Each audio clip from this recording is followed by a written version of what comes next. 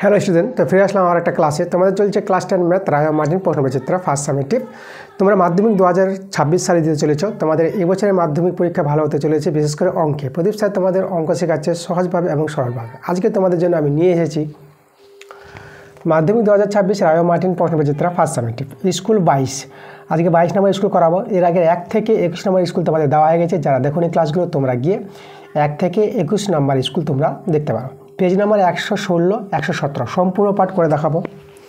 তোমাদের যে স্কুলটা আছে, স্কুলটার নাম দিয়েছে এখানে মেমোরি ভিএম ইনস্টিটিউশন ইউনিট 1। স্কুলটা করাবো। তোমাদের যে বইটা আছে রায় মার্টিন প্রশ্নবিচিত্র বইটা, এই বইটা তোমরা হাতে রাখবা এবং বইটা খুলবা, প্রশ্ন দেখবা এবং বুঝে শুনে একসঙ্গে আমার সঙ্গে অঙ্কগুলো করবা। তো চলো তাড়াতাড়ি ক্লাস শুরু করে দেবো। তোমরা তাড়াতাড়ি ভিডিওতে লাইক করে দাও, ভিডিওগুলো বন্ধুদের কাছে শেয়ার করে দাও। তো আজকের ক্লাসের অঙ্কগুলো আমরা চলো সহজভাবে দেখে নিচ্ছি। তো দেখে একের প্রশ্নগুলো, 1 নম্বর প্রশ্নটা এখানে আছে, বার্ষিক 8% হার সরল সুদে পি টাকার টি বছরের সুদ আই টাকা হলে এখানে কোনটা আমাদের অপশানটা ঠিক হবে? দেখো আই যেটা সুদ সমান সমান পিটি আর বাই 100, এটা হচ্ছে সরল সুদের সূত্র। এখানে দেখো বর্গগুণ করে পিটি আর সমান সমান 100 আই, এভাবে রেখেছি অ্যান্সারটা। দেখো এটা আমাদের অপশানে আছে সি নাম্বারে, তাহলে অ্যান্সার হয়ে গেল আমাদের সি নাম্বার। 2 প্রশ্নটা দেখো আমাদের এখানে আছে, একটি গ্রামের বর্তমান জনসংখ্যা পি, প্রতি বছর জনসংখ্যা বৃদ্ধির হার 12% হলে এন বছর পর জনসংখ্যা কত হবে? এন বছর পর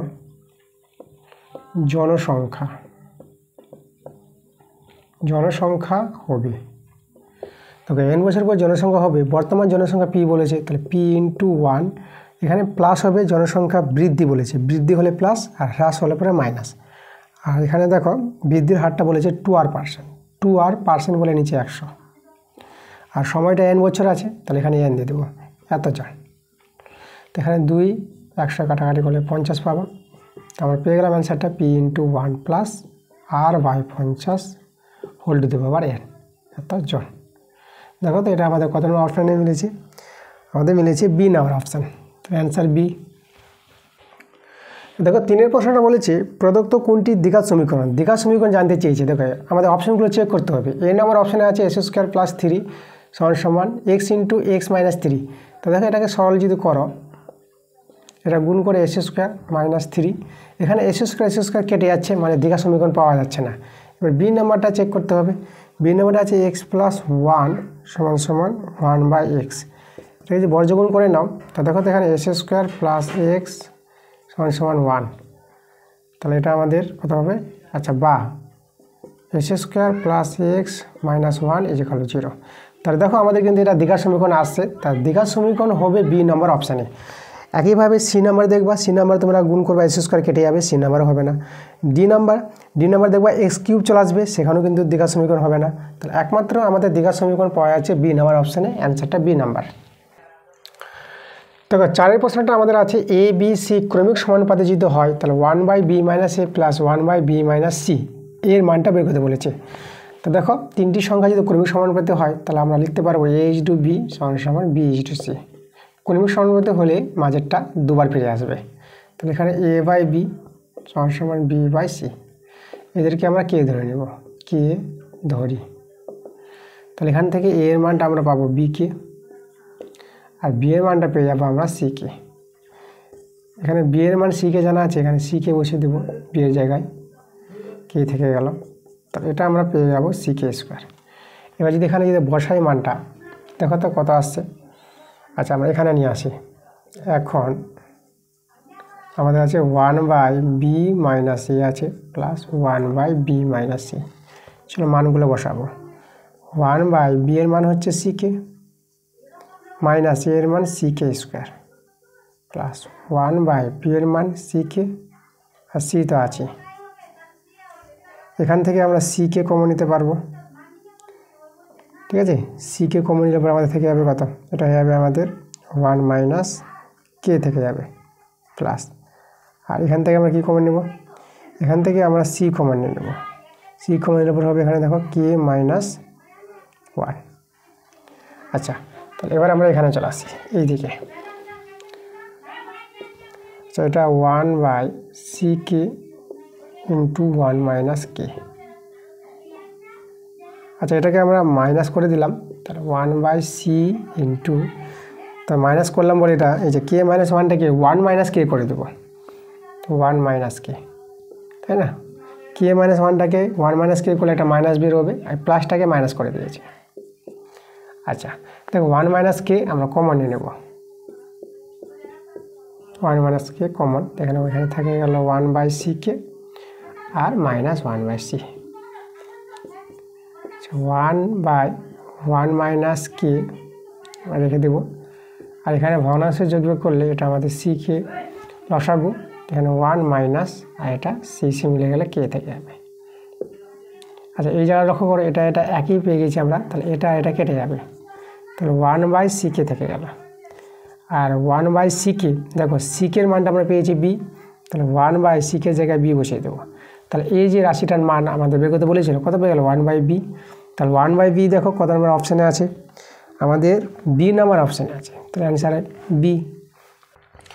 দেখো 5 প্রশ্নটা আমাদের বলেছে A B O C D দুটি সমান্তরাল যে এর প্রত্যেকটি দৈর্ঘ্য 16 সেমি, বৃত্তের ব্যাসার্ধের দৈর্ঘ্য 10 সেমি হলে যে দুটির মধ্যে দূরত্ব কত হবে।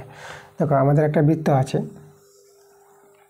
দুটি সমান্তরাল যে যাদের দৈর্ঘ্য সমান বলেছে, তার সমান দৈর্ঘ্যের যে দেখো এই যে একটা যে আর এইদিকে একটা যে নিলাম, এটা এ বি, যে দুটির নাম দেওয়া আছে A B R C D. কেন্দ্রবিন্দু, আচ্ছা কেন্দ্রবিন্দু নিচ্ছি, তার আগে আমরা যে দুটির মধ্যে দূরত্ব দেখাবো, যেটা কেন্দ্র হয়ে গেছে ও বিন্দু। আচ্ছা কেন্দ্র এখানে বলে নিই, আমরা ও বিন্দু নাম দিয়ে দিলাম। এখানে এ বি সমান সমান সি ডি বলে দিয়েছে 16 সেমি। আচ্ছা এটার নাম আমরা পি, এটা কিউ, তাহলে আমাদের যে দুটির মধ্যে দূরত্ব বলতে পি কিউ বের করতে বলেছে, পি কিউ কত বের হবে। আচ্ছা দেখো তো এখানে ব্যাসার্ধ বলে দিয়েছে, তাহলে এখানে আমরা ব্যাসার্ধ যোগ করব ও এটা, তাহলে ব্যাসার্ধ আমাদের দেওয়া আছে 10 সেমি, ঠিক আছে। আচ্ছা এবি যদি আমাদের এবি যদি 16 হয় তাহলে এপি পাবো 8, এটা তো আমাদের জানতে হবে। এখন এ বাহু পেয়ে গেছি, এটা তো সমকোণী ত্রিভুজ, এটা 90 ডিগ্রি কোণ, তাহলে আমরা দেখো ওপিটা পেয়ে যাব, আর ওপি পেয়ে গেলে ওকিউ পেয়ে যাবো, তাই না? তো চলো ওপিটাকে বের করি। তাহলে এখানে আমরা অতিভুজটা ও এ স্কোয়ার, এই যে সমকোণী ত্রিভুজ এটা অতিভুজ হবে, আর এখানে AP square plus OP square, তাহলে মানগুলো যদি বসিয়ে দিই, ও এ হচ্ছে 10-এর স্কোয়ার, এপি 8-এর স্কোয়ার, আর ওপির মানটা বের হবে।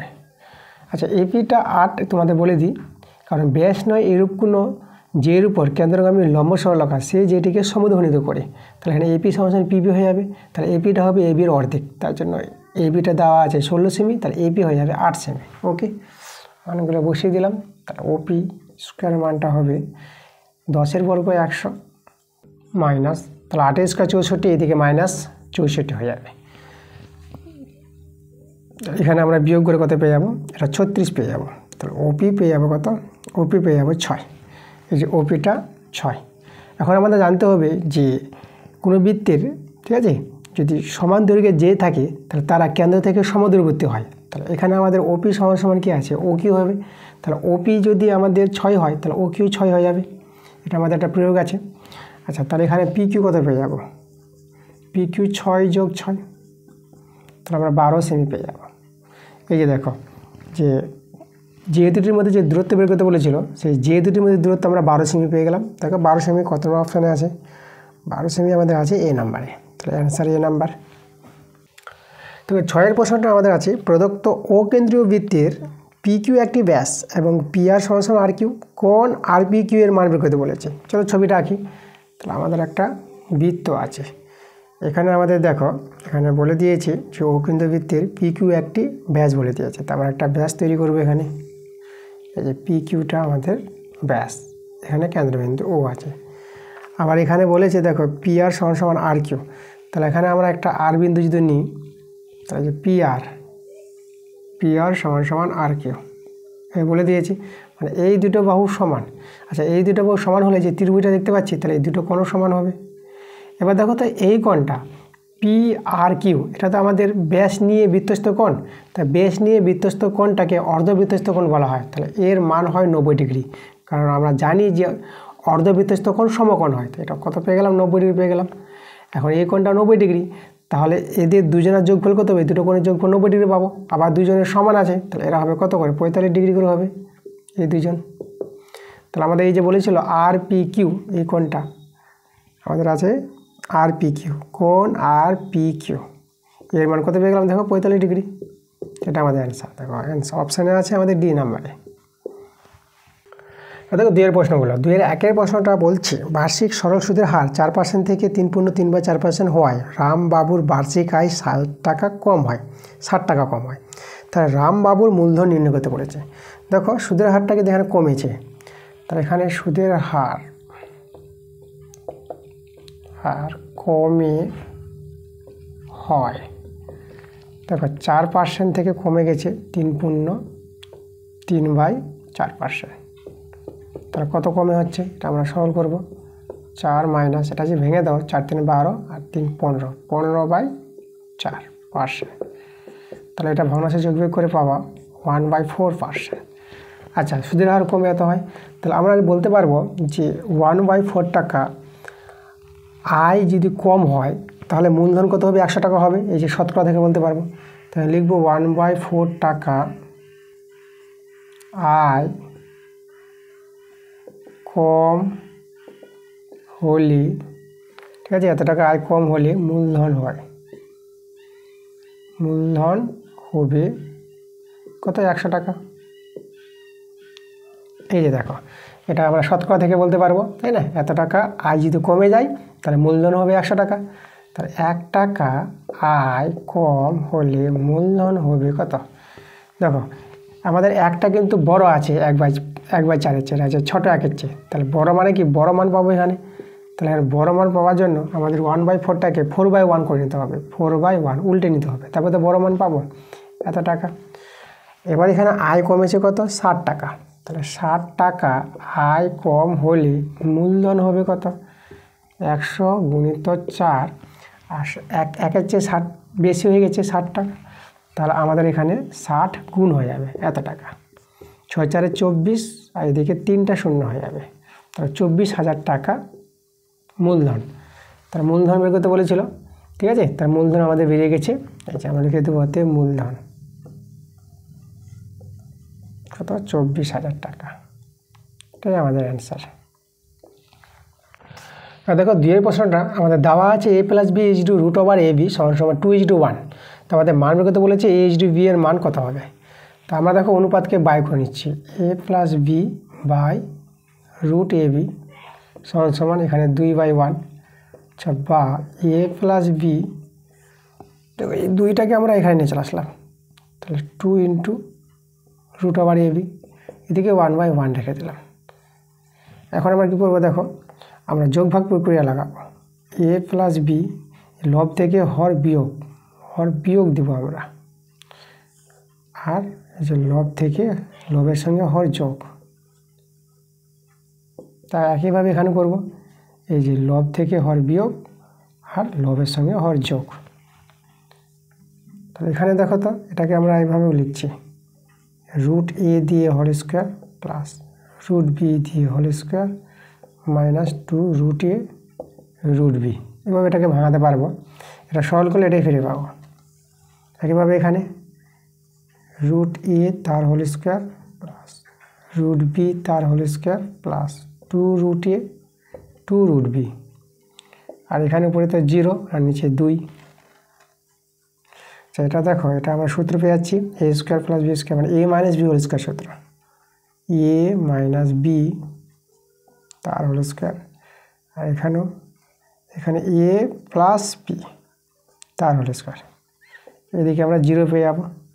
আচ্ছা, 0 আছে বলে আমরা আমরা এই স্কোয়ারগুলো উঠাতে পারবো, আর এটা বর্গমূল করে এই পার্টটা তো 0 হয়ে যাবে। তাহলে আমাদের থেকে যাবে শুধু √a - √b = 0। সরল করে আমরা এটাই পাবো।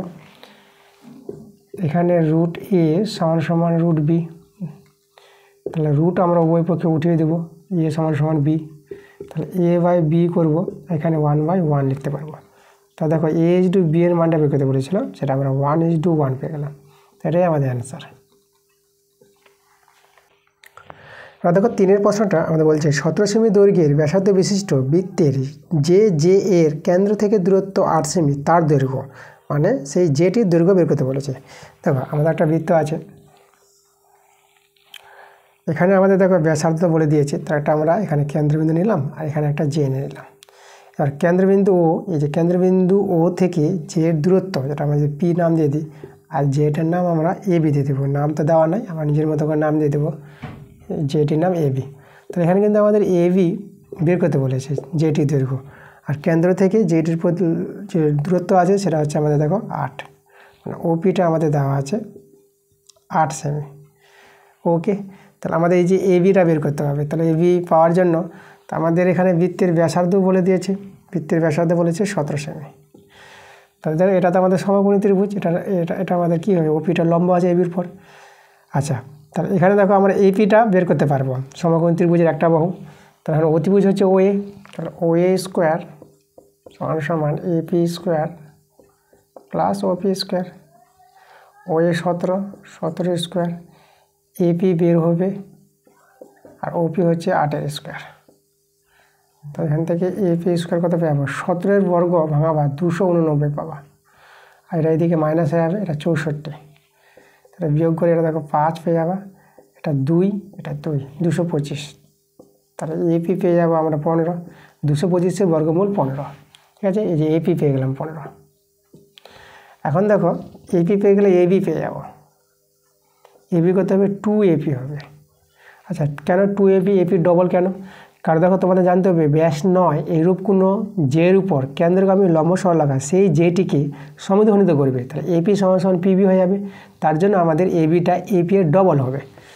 আচ্ছা, তোমার কারণটা লিখতে পারো, আর এখানে আমরা মানটা বসাবো এপি 15, তাহলে এবি কত পেয়ে যাবো 30 সেমি। এই যে তাহলে জেটির দৈর্ঘ্য যেখানে বলেছিল সেই জেটির দৈর্ঘ্য কত পেয়ে গেলাম, 30 সেমি পেয়ে গেলাম, 30 সেমি, এটাই আমাদের অ্যান্সার। আর দেখো 4 প্রশ্নটা আমাদের বলছে পি কিউ আর এস বৃত্তস্থ চতুর্ভুজের কর্ণদ্বয় পরস্পরকে এক্স বিন্দুতে ছেদ করেছে। কোণ পি আর এস 65 ডিগ্রি এবং কোণ আর কিউ এস 45 ডিগ্রি হলে কোণ এক্স কিউ পি ও কোণ আর এস পি এই দুটি কোণের মান বের করতে বলেছে। আচ্ছা, চলো আমরা ছবিটা এঁকে তারপরে বুঝি প্রশ্নটা। আমাদের প্রথমে একটা বৃত্তস্থ চতুর্ভুজ বলেছে, তো বৃত্তস্থ চতুর্ভুজ আমরা তৈরি করে নেব।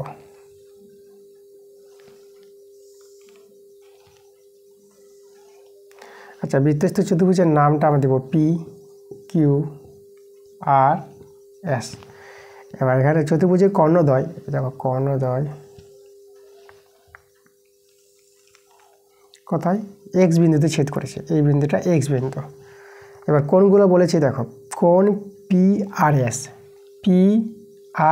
এই কোণটা কত বলেছে, এটা বলেছে 65 ডিগ্রি। আবার বলেছে দেখো কোণ আর কিউ এস মানে এই কোণটা কত বলে দিয়েছে 45 ডিগ্রি, এটা হচ্ছে আমাদের 45 ডিগ্রি। তো আমাদের যে মান বের করতে বলেছে কোণ এস কিউ পি, দেখো কোণ এস কিউ পি মানে এই কোণটা বের করতে হবে, আর বের করতে হবে দেখো কোণ আর এস পি মানে এই কোণটা, এই দুটো কোণের মান বের করতে হবে, এই কোণটা আর এই কোণটা। তা দেখো তো আমরা এই কোণটা জানা আছে, তো এই কোণটা পেয়ে যাবো কীভাবে, দেখো এই দুটো কোণ একই বৃত্তাংশস্থ কোণ আছে, তা আমরা জানি একই বৃত্তাংশস্থ সকল কোণের মান সমান হয়, তাহলে এই দুটো কোণ কি সমান আছে, তাহলে এটা 65 ডিগ্রি যদি এই কোণটা হয়, তাহলে এই কোণটা হয়ে যাবে আমাদের 65 ডিগ্রি। তো দেখো আমরা একটা কোণ পেয়ে গেলাম, আমাদের আছে এস কিউপি, এই যে এস কিউপি এই কোণটা বের করতে বলেছিল, তাহলে এখানে আমাদের দেখো এস কিউপি এরকম কত পেয়ে গেলাম 65 ডিগ্রি পেয়ে গেলাম। ওকে, এই কোণটা কমপ্লিট। এবার আমাদের এই যে বলেছিল এই যে আর এস পি এই কোণটা আমরা বের করবো। এবার দেখো আমরা এই কোণটা আগে বের করে নেব, দুটো কোণের যোগফল। আমরা কোণটা বের করব, কোন কোণটা, পি কিউ আর। তাহলে এই কোণটা দেখো তো 65 ডিগ্রি যোগ 45 ডিগ্রি, এই দুটো কোণের যোগফল, এটা হয়ে যাবে আমাদের 10, 6 4 10, এটা 11, 110 ডিগ্রি। এবার দেখো এই কোণটা পেয়ে গেলাম 110 ডিগ্রি, তাহলে এই কোণটা পেয়ে গেলে এই কোণটা পেয়ে যাবো। বৃত্তস্থ চতুর্ভুজের বিপরীত কোণগুলো কী হয়, পরস্পর সম্পূরক হয়, তাহলে একটা কোণ জানা থাকলে একটা কোণ পেয়ে যাবো।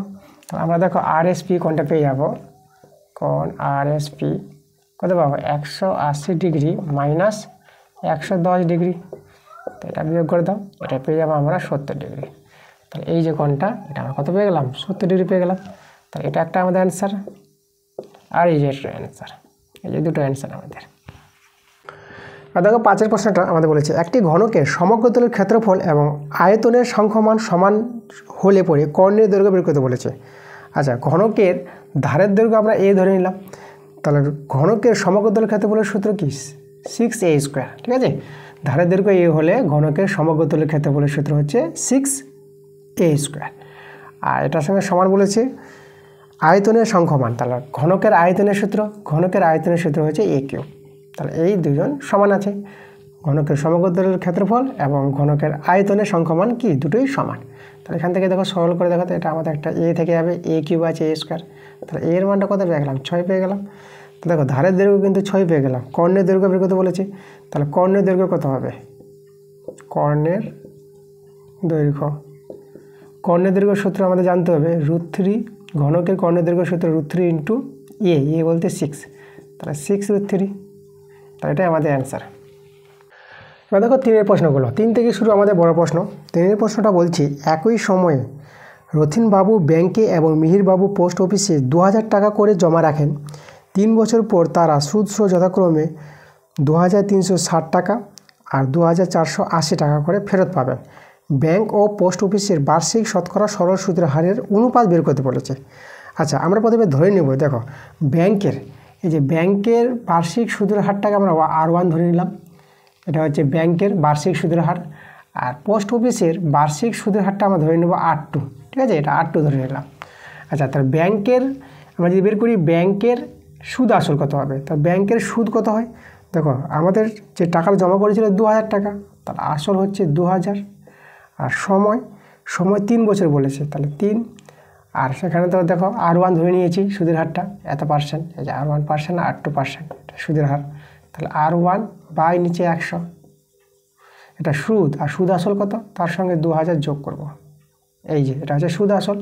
আর ব্যাংকের সুদ আসলটা বলে দিয়েছে কত 2360, আর এখান থেকে R1 মানটা আমরা বের করে নেব। দেখো আমরা এই দুটো শূন্য কেটে নেব।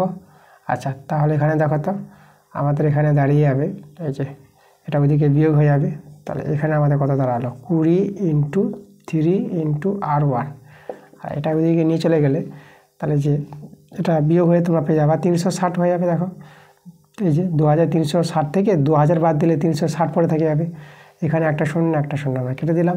আচ্ছা, 3 দিয়ে যদি কাটাকাটি করি 3 × 3, 3 2 × 6, আর 2 দিয়ে কাটাকাটি করলে 2 × 6 12, তো দেখো আমরা কিন্তু এখান থেকে R1 এর মানটা পেয়ে গেলাম 6। এবার দেখো ব্যাংকের ক্ষেত্রে R1 পেয়ে গেলাম। এবার আমরা পোস্ট অফিসের ক্ষেত্রে দেখো, তার পোস্ট অফিসের ক্ষেত্রে যদি আমরা বলি সুদ আসল, তাকে সুদ হবে দেখো 2000, আসল হচ্ছে 2000, সুদটা বের করব, সময় একই 3 বছর, আর পোস্ট অফিসের বার্ষিক সুদের হারটা আমাদের হচ্ছে R2, এখানে আমরা R2 নিব, আর নিচে কত, নিচে হয় 100 হয়, এর সঙ্গে আসলটা যোগ করব, তো সুদ আসল হয়ে যাবে। তাহলে এই যে সুদ আসল টাকাটা পোস্ট অফিসের কত বলেছে 2480 বলেছে, তাহলে এখানে আমরা দুটো শূন্য কেটে দিলাম, বা এখানে আমাদের থেকে গেল 20 × 3 × R2, আর এটা ওইদিকে বিয়োগ হয়ে কত হয়ে যাবে 480, একটা শূন্য কেটে দিলাম। আচ্ছা, 2 দিয়ে যদি কাটাকাটি করি 2 দিয়ে 4, 2 4 8, 3 দিয়ে যদি কাটাকাটি করো 3 8 24, তো দেখো তো R2 মানটা কত পেলাম আমরা 8 পেয়ে গেলাম। এখন আমাদের এই যে বলেছে ব্যাংকের এবং পোস্ট অফিসের বার্ষিক সুদের হারের অনুপাত বের করতে বলেছে, তাহলে আমাদের দরকার R1 = R2, তাহলে R1 পেলাম 6, R2 পেলাম 8, তো এদের দেখো সরল করে নাও, তাহলে এটা পেয়ে যাবো 3 × এটা পেয়ে যাবো আমরা 4, 2 দিয়ে ভাগ করে নেব। তাহলে দেখো ব্যাংকের এবং পোস্ট অফিসের বার্ষিক সরল সুদের হারটা আমরা পেয়ে গেলাম 3:4, এটা আমাদের অ্যান্সার। দেখো 3 অথবা অঙ্কটা এখানে বলছে আমাদের বার্ষিক 7.5% সুদের হারে 12,000 টাকার 2 বছরের চক্রবৃদ্ধি সুদ ও সরল সুদের অন্তর বের করতে বলেছে। তাহলে আমরা তো চক্রবৃদ্ধি সুদ বের করব আর সরল সুদ বের করব। চলো প্রথমে আমরা বের করব চক্রবৃদ্ধি সুদ। তো